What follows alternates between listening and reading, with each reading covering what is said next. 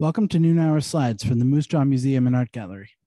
We're located on Treaty 4 territory, the traditional lands of the Blackfoot, Cree, Ojibwe, Saulteaux, Dakota, Nakota, Lakota, and on the homeland of the Métis Nation. We pay our respects to First Nations and Métis ancestors and reaffirm our relationship with one another. We gratefully acknowledge funding from the City of Moose Jaw, SaskArts, SaskCulture, Saskatchewan Lotteries, Canada Council for the Arts, Canadian Heritage, and the Government of Canada. I'm Vincent Houghtaling, the administrative assistant here, and I'm here to welcome you to today's presentation. And for a change of pace, I'm also the one here to present. I will be talking about my trip to Seattle. Welcome. So last November, I went to Seattle, and it was the first time I'd left the country since June of 2019 for, reasons. And as you know, there comes a time in every life, a rite of passage, when one must go forth and take an international flight for a whirlwind weekend to see their favorite sea shanty group on their North American tour. Now, I'd flown a couple of times earlier in the year, but it was all domestic. I figured I had it in hand. And the last few times I'd showed up at security in Regina, went to Touchdown Atlantic and went to Kenzie and a few things. I just walked right up to the front. And this one's at 5 a.m. Surely it will be no worse. Nope.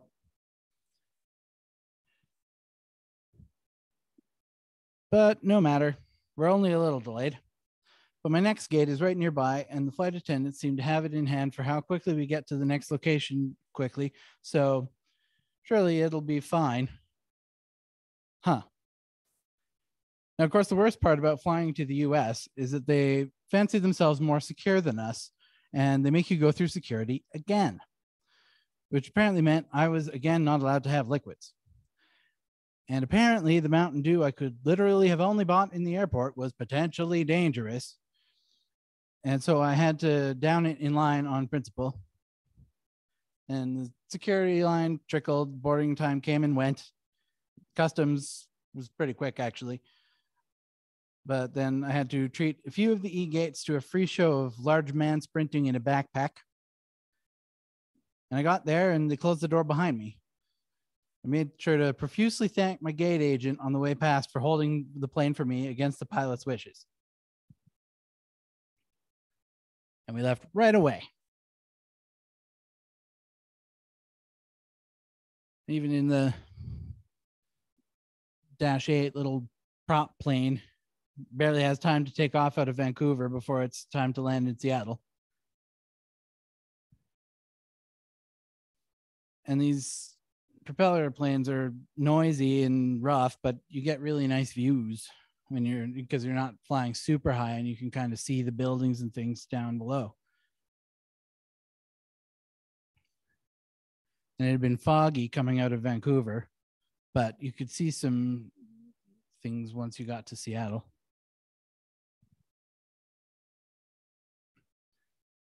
And the airport there has this little train. There are sort of three main buildings that are terminals you can fly through, and this train takes you between them.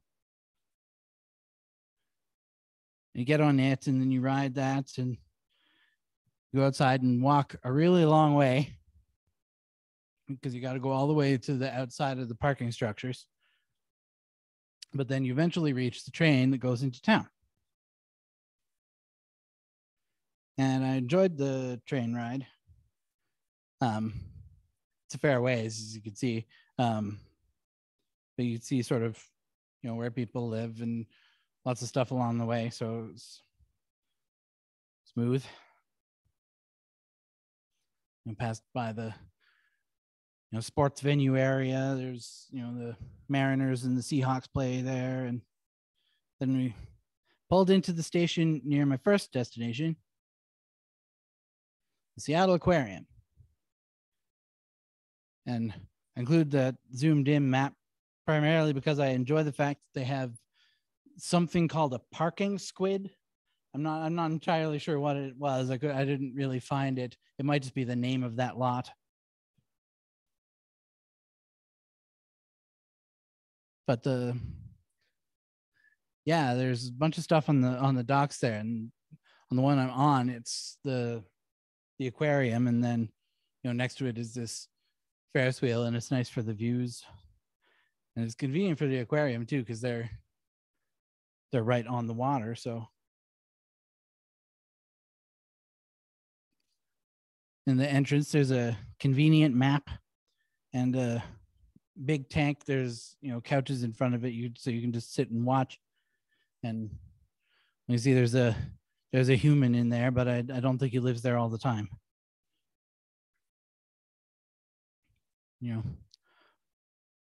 Lots of fish to be found, bunch of different kinds. And they had a big tank with an open top, and if you washed your hands, you could reach in and touch things in there. It's interesting to see how they react. Like the urchins, you look at them and they're prickly. It kind of seems like it's a plant of some kind, but if you touch one of the spines, it moves. Yeah. It's fairly shallow there, but it's really clear and you can see down in there.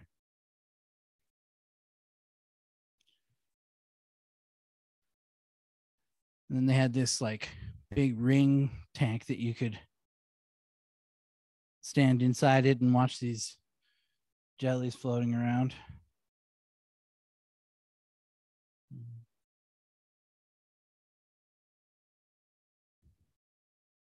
Like that there. It's very satisfying.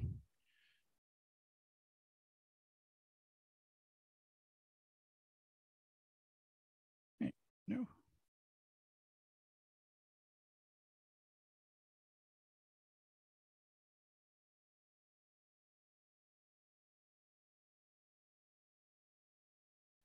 Oh, yeah. And here they had an octopus. It's a little bit tricky to see in the corner of the tank, but it's kind of suction there. And on the right, it's got this big eye. These guys are really clever.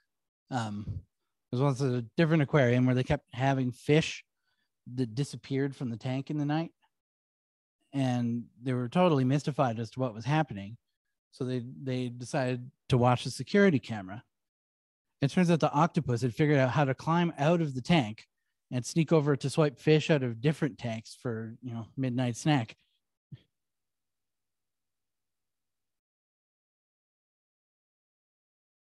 Yep.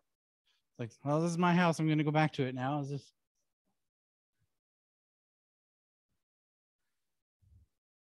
This guy's having a good time. This guy. This one had a ton of them all just kind of milling around toward the back. I think there was another spot you could view it from, but this isn't the angle I had.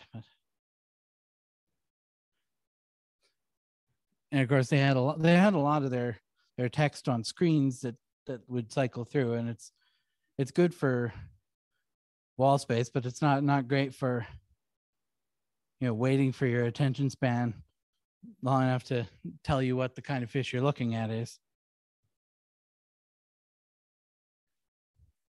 And I think this guy would puff up, but he didn't see fit to do so on this occasion.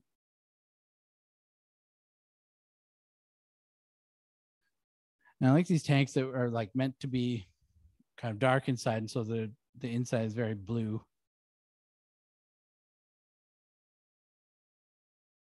And that sort of lighting makes the colors of the fish really glow too.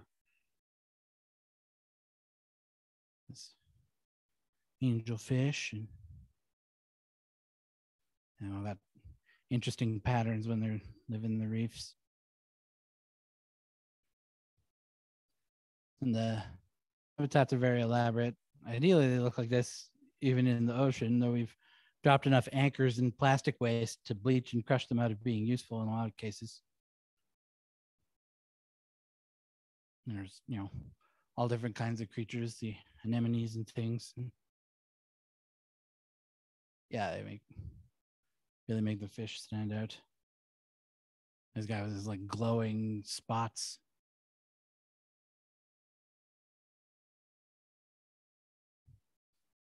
Well, you've got the clownfish and anemones that they're friends, of course. They call them obligatory symbionts. So they kind of have to live together. but the clownfish are gentle and they're covered in mucus, and so they are protected from the stings of the anemone. And yeah, they work together and they protect each other and trade nutrients back and forth. It works well for them. Guy that moves in a satisfying way. Lionfish or your zebra turkey fish, whatever you want to call it. And some seahorses. And one of the cool things that they do at the Seattle Aquarium is that they grow their own coral. Because coral is interesting. It's not one organism. It's a bunch of tiny ones that work together. And there's just these little creatures, and they're kind of like the anemones with the, wavy little bits, but then they somehow they can like secrete limestone. And so they make these structures that protect them like kind of a skeleton, and then they attach onto rocks or onto lower layers of the coral polyps, and then they build these big masses of, there are lots of them in there. So as I say, they take advantage of being on the dock. They have you go outside for part of it. Sometimes there's stuff visible in the water outside, and then they have external tanks for seals and things. And the next space was open air, but it had, mesh, so the birds couldn't escape. And I guess it's the advantage of the West Coast is that it doesn't get too cold in the winter, and so you can kind of get away with this sort of thing. They had a whole bunch of them, pecking fish in the water, and little puffin swimming, and yeah, the next space had big like schools of fish and shrimps, and then they had a big dome sort of space that you could sit down there and look up, and the fish would swim over top.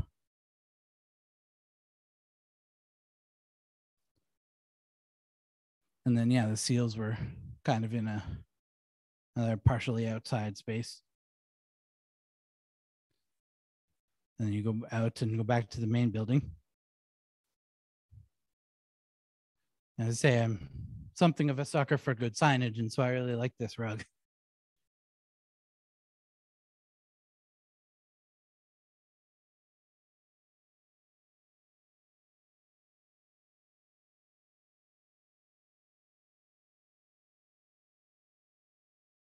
This is more satisfying on my phone where it loops over and over, but it's, auto just keeps rolling. So after the aquarium, I walked to the next dock over to a place that specialized in pie. And so there's, some, one on the left, I think is, I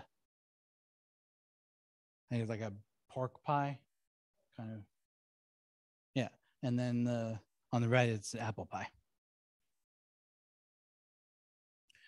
And then enough time had passed since I'd arrived in Seattle that I could check in and stop having to carry my backpack around town.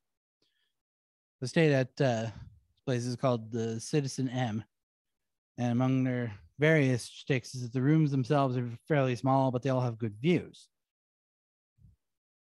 And they weren't making that part up. My window looked over this ferry terminal and the shipping port. And so whenever I was tired of constantly walking, I could look out and watch the ships from my bed. And they're basically like this all along the building, wall to wall beds and windows. And the rooms are nicely soundproofed, so they're, it's not too ridiculous.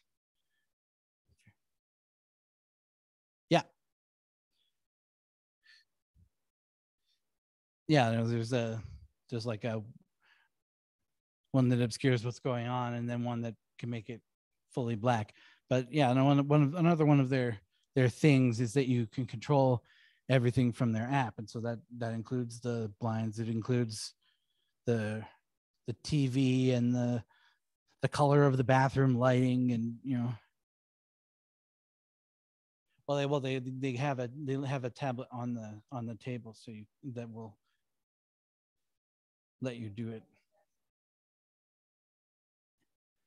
But yeah, at this point I opted for the purple, and then I've added their fancy new regional transit card to my collection.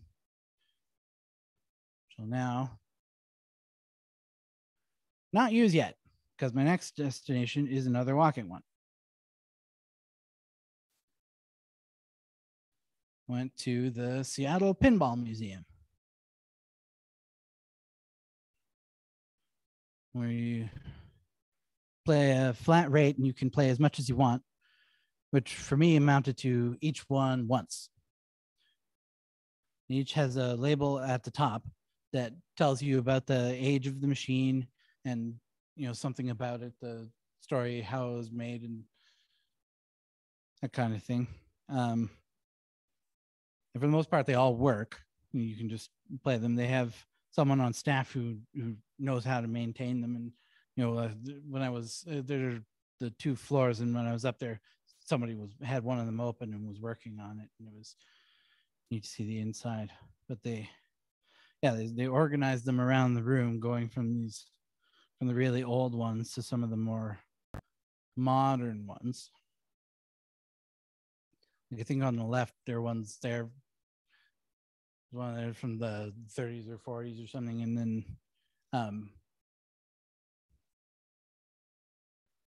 some that are very, very recent. And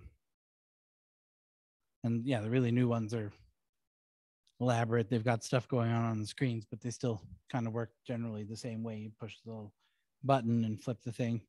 When I'd actually played this Lord of the Rings one before, because they have it or one similar to it there's a pinball cafe in Saskatoon that I've been to, and it's also a Cuban restaurant, and it's a good time.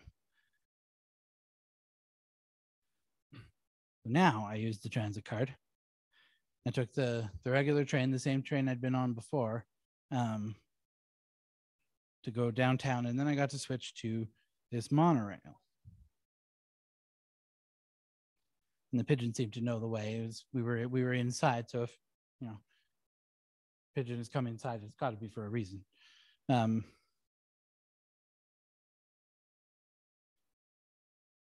yeah, it was nice and spacious as transit vehicles go, but it really just goes back and forth between this one stop and the Seattle Center, which is like a grouping of tourist attractions.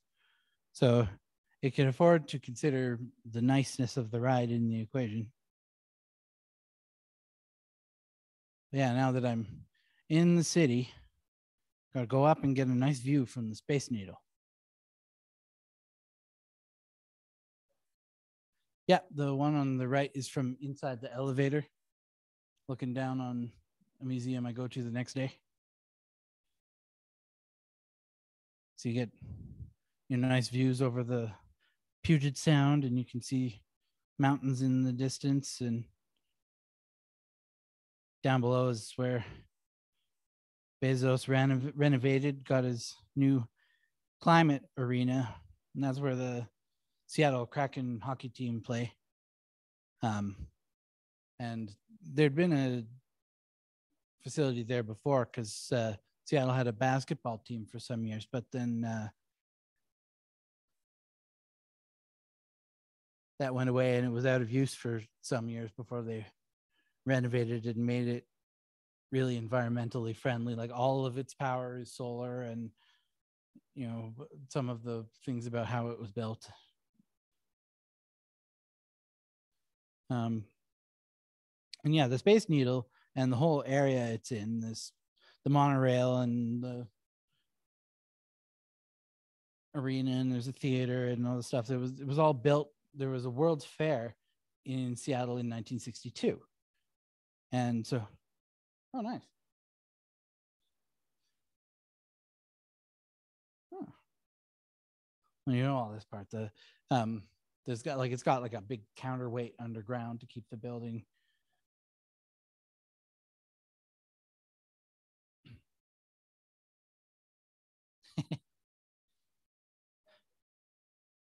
Mm. Well, there's the spire at the very top. I guess it's a gas torch. Um, but they stopped using it fairly early because people found it more alarming than pleasant to see the top of the building regularly on fire. But yeah, because despite being mostly contained in glass, the exterior part was still aggressively windy. And one of the things they offer is a 2-trip ticket, so you can go up during the day and then go again in the night.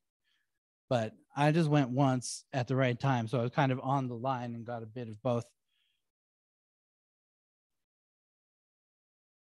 And the lower floor is a glass floor that, well, it revolves, it says on the side. I had a decent enough time looking, but I stayed on the carpet part because I didn't want my brain to take over and start panicking about the void below me.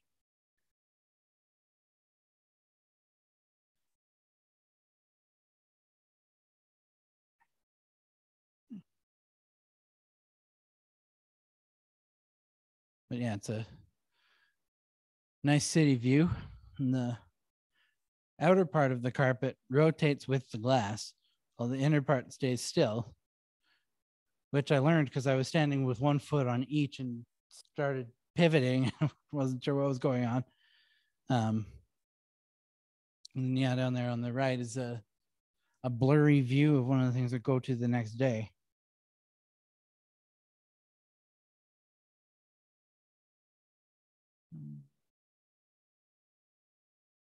Yeah, came down, walked around nearby, and it's a nice place in the evening. And there's this big mosaic thing at the bottom. Not entirely sure. It might just be like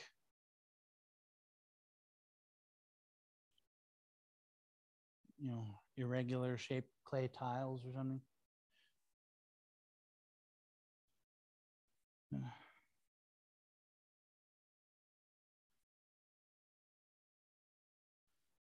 Yeah, on the left, say another place I go the next day. Then I took the bus back and walked the rest of the way to the hotel.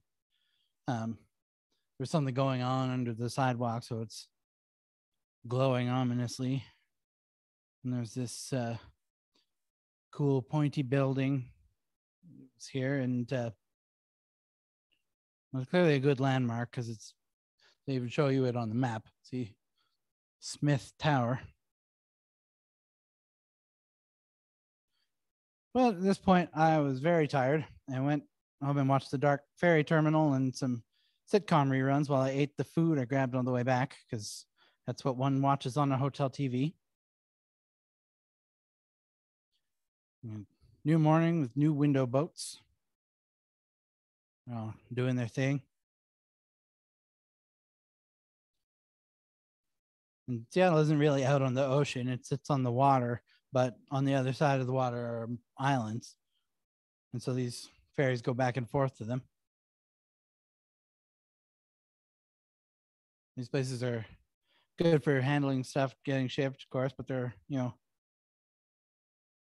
also good for being the place where the hero of the movie encounters some henchmen partway through. But you can see a surprisingly wide area from a window if you go right up to it. It goes all the way on the other side is that tanker. The next step was to find some breakfast, and the Pike Place Market was going to be as good a place as any to do so. And the exploring continued, and this is lawn enforcement. Interest to the Seattle Selfie Museum, which I was about to learn is in a pretty logical spot.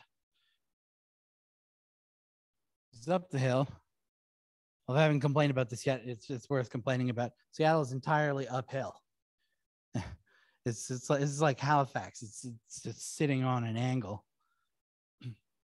Yeah, up the hill is this apparently important marked attraction on the map, which I heard such rousing testimonials as ew. Why would you do that? And okay, you're about to see something gross around the corner. Is this the famous gum wall? And if you, the gum wall, all of that, um, all the little bits are pieces of gum that somebody chewed and stuck to the wall. And if you stop for a minute and ignore that each of those is an individual piece of mouth litter, it's aesthetically interesting. And a few years ago, they actually took all the gum off. They did conservation on the brick so that it would continue lasting. But then when they were done, they said people were free to put gum back. It seems to be they all put it there. And then yeah, and finally made it to the top of the hill and was at the iconic market, one of the sort of 3-ish pictures that they show you to sell you on the concept of Seattle.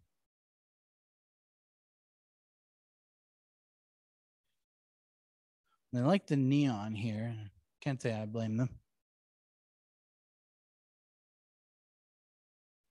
I had this tasty berry bun thing and then apple cider. I met a bird friend, wanted to share with me, but I had a long day ahead. I needed to eat that myself. Nope, none for the starling. But yeah, they had this nice patio outside. You could eat there and look around. I went back to the Seattle Center area, but I walked this time for the different experience and the part where it was cheaper and technically faster. But you know, I can see the needle, so it means I'm on track. And apparently the hockey team owns a crane. It's got their logo on it. It was fun to walk by the monorail track too. Sometimes it would go overhead and you could see it go by. Now I'm back here to go inside the Frank Gehry building. The monorail drove me through the previous day, the Museum of Pop Culture. It's pretty neat and thought out.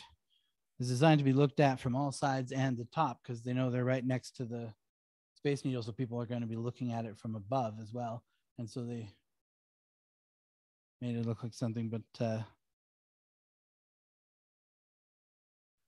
when you get inside, there's this tornado of instruments taking up multiple floors. And there are lots of different shows. One of them was about hip hop photography. There was a bunch of stuff about video games. There was a room that had a rotating selection of independently made games that you could try. And then being Seattle, there was a Nirvana room. And upstairs, there was a show about Ruth Carter's costume design. And she's now received 2 Oscars. Is the first Black woman to do so. And the show included examples from her work on Black Panther, Malcolm X, Do the Right Thing, Roots, etc. But the subject made it's all very interesting and detailed. Like this is, you know, there's like an invented script for the Wakanda area and the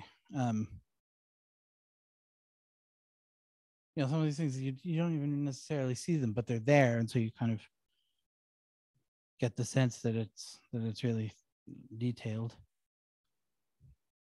And then they had different genre-based shows, and one about Pearl Jam, because Paul Allen, who is from Microsoft, he kind of owned a bunch of cool props and costumes and things from movies that he donated to be displayed here. And so there's, you know, stuff from Star Wars and Alien and you know, the base and some drawings from Scott Pilgrim, which is a movie that I like. You know, Thing and Elf and Monty Python and the Holy Grail. Stuff from the Lord of the Rings. Lots of stuff there. And yeah, I finished up there and walked to my next destination across the street. But I had to pause and reflect on how much I enjoy that the foam finger for the Seattle Kraken team is a tentacle. You just put that on, wave it around. Should have gotten one, but I didn't want to carry it around. So next I went to the Chihuly Garden. And Dale Chihuly is a pretty well-known large-scale glass blower. Makes these huge, interesting things. And I first saw his stuff at the ROM in 2016 or so, and so I figured I'd check this one out. Whoops. Yeah, this down below, I'm looking up here. It's an empty room, but these pieces are sitting on top of glass that is the ceiling of the room, light coming through from above.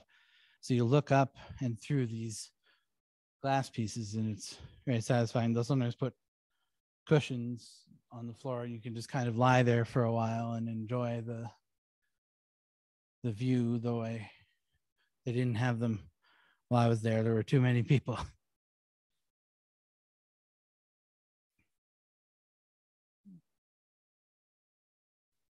And they all glass, yeah. You blew all of the pieces, shaped them, put them together.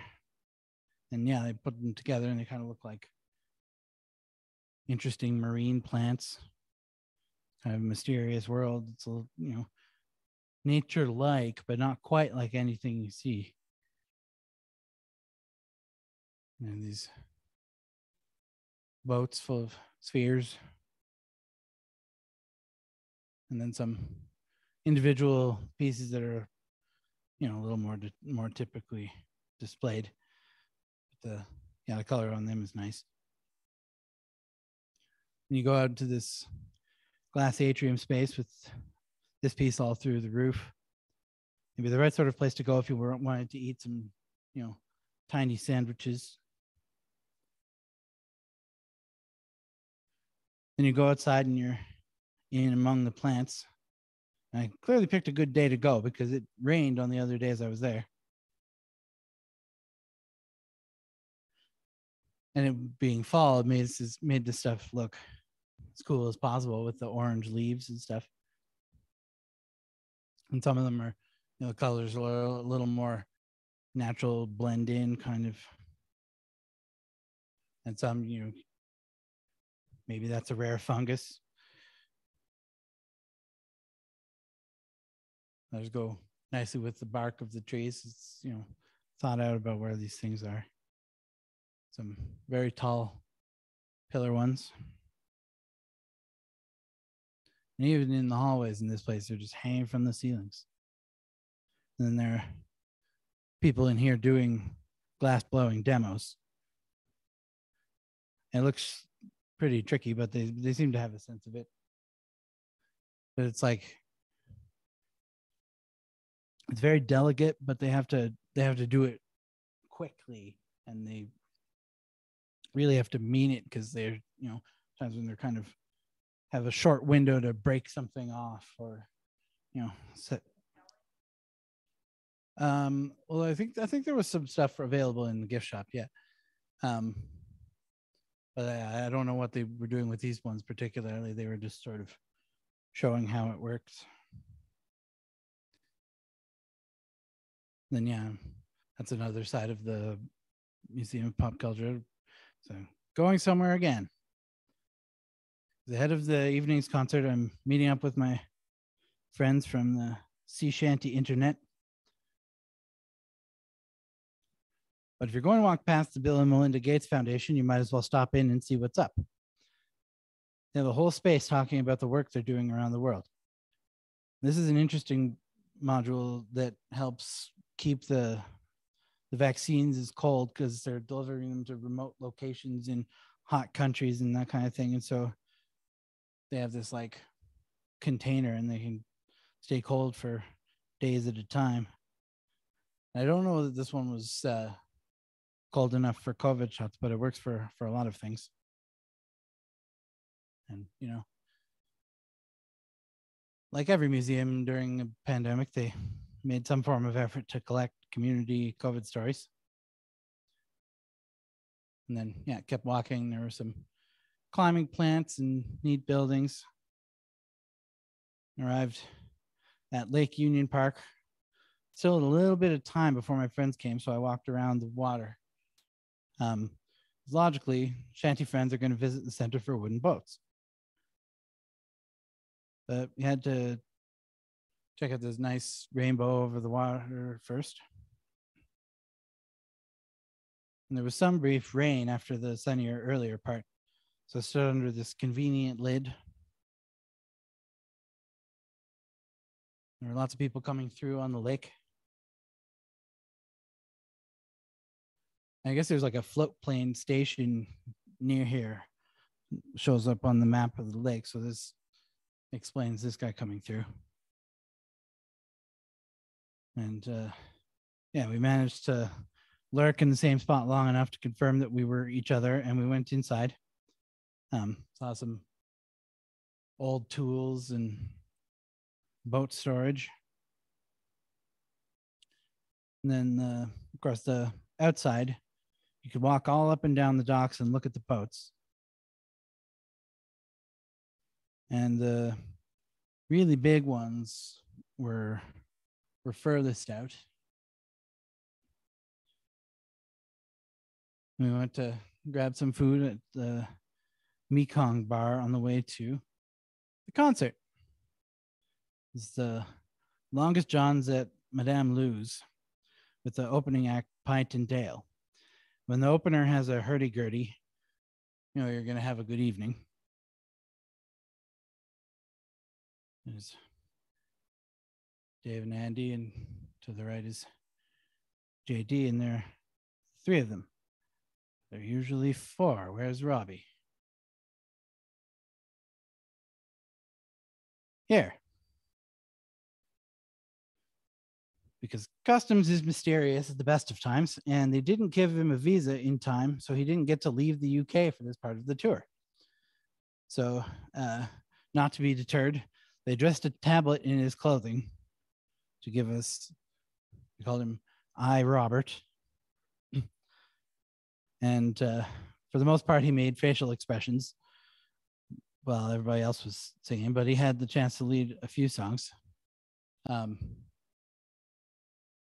So including the most satisfyingly, this one, I can't, but this song is, they sing is about workers being replaced and ousted by technological advancement, which, you know, would have been the song he sang anyway, but funnier in this circumstance. We're the first ones to starve, we're the first ones to die, the first ones in line for that high in the sky, and we're always the last. And we all got to say hi after, and so that was good. And then nice darkened walk back, see the neon. And today's window is grayer than the previous ones, perhaps indicating the nearing of the end of the journey. So it does a nice job of bringing out the pylons. One more look at the big boats and the little ones they used to move them. And breakfast, another look at the nearby landmark.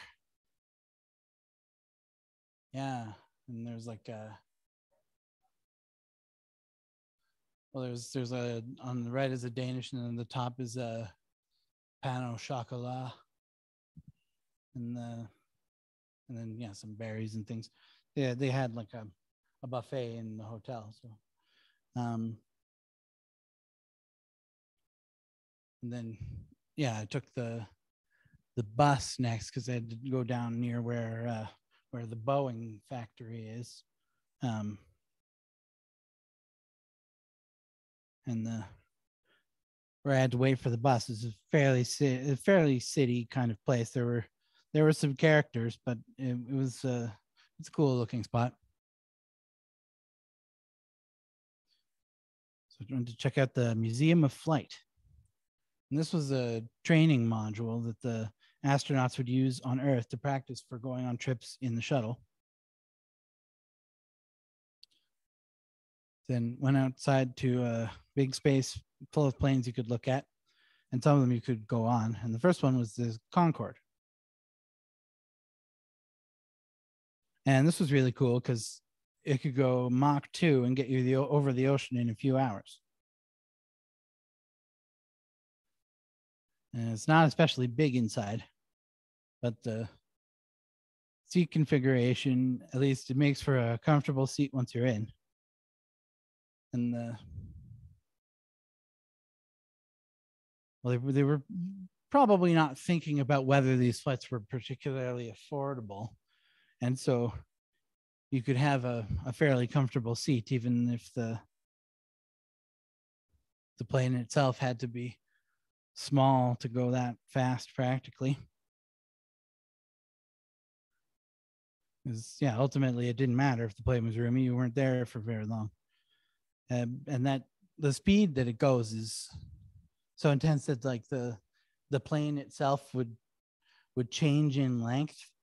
I think the sign said it would change by like 6 inches or something front to back while it flew. And it had these interesting wing shape in the engines. It looks cool, but I guess it wasn't particularly viable because they kept making sonic booms over populated areas. And then, yeah, the next one over was a classic Air Force One with a nice space for the president to have meetings, and there was a group of seats to keep the press and everything. Further over was a Dreamliner, and a big engine with a cool spiral on it. Roomy cabin with all the amenities and lots of seats because this is, it was 333. There are 2 aisles. And across the way was the classic 747 with the upper level and the seat windows on the lower level that go all the way to the front. There was a little spiral staircase if you wanted to get to the top. It's spacious all through. Apparently, one of these, they've converted it into a hostel in Sweden. If you wanted to stay the night in the plane, you can. And they had, little fighter plane with the wings that tuck up for convenient storage on a boat. Then you cross this fancy bridge that had, audio and stuff playing because it was to feed you to the other side of the museum that was on the other side of the street. And one of the buildings is an original building from the very first version of the Boeing company. And yeah, there was a nice mountain view from the bridge. And one of the things I've been sort of collecting for myself over the course of these unprecedented times is clever social distancing signs. And there's no shortage of them here. In the Red Building, they had a temporary show about Disney made a bunch of wartime propaganda films, encouraging people to enlist and so on. And they had, some of these drawings. Then in the entrance on the other side, they had this, little glider that you just hang off of. It's kind of a little too scary to be useful. Among the coolest stuff that they had here was a bunch of stuff from Apollo 11. There's some parts from there's a spark that sent us to the moon, so it just started the engines, I guess, and then there's a command module, and then they had replica things too. This buggy wasn't the one they used, but it's made to be similar. I like the tires are like mesh and sprung metal. Another wildly dangerous cloth glider. And a big room with a bunch more planes in it. There's a stealthy one and one making a surprised face.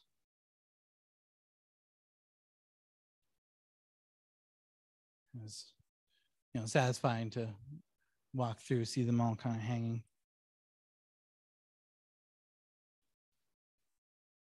And then I took the rest of the bus route and one stop worth of the train.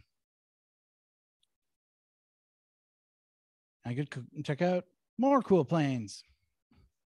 This is a 777 from the Emirates, and then my plane, decidedly less cool. And as you could probably guess, I made it back. It was a pretty good trip all told, and I recommend it.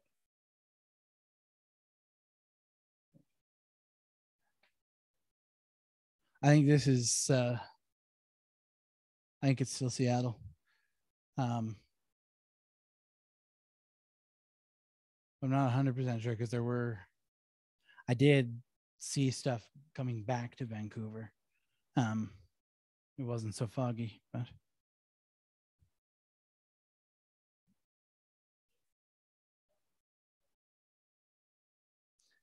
it's kind of to be expected. I remember when we lived in Vancouver back in a long time ago. We played outdoor soccer in November and December because it was, warm enough that you could, but it was regularly very muddy, and it was because, it rained most of the time.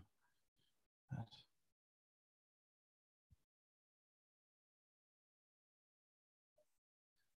yeah, that's something we have lots of here, so it's good. Yeah.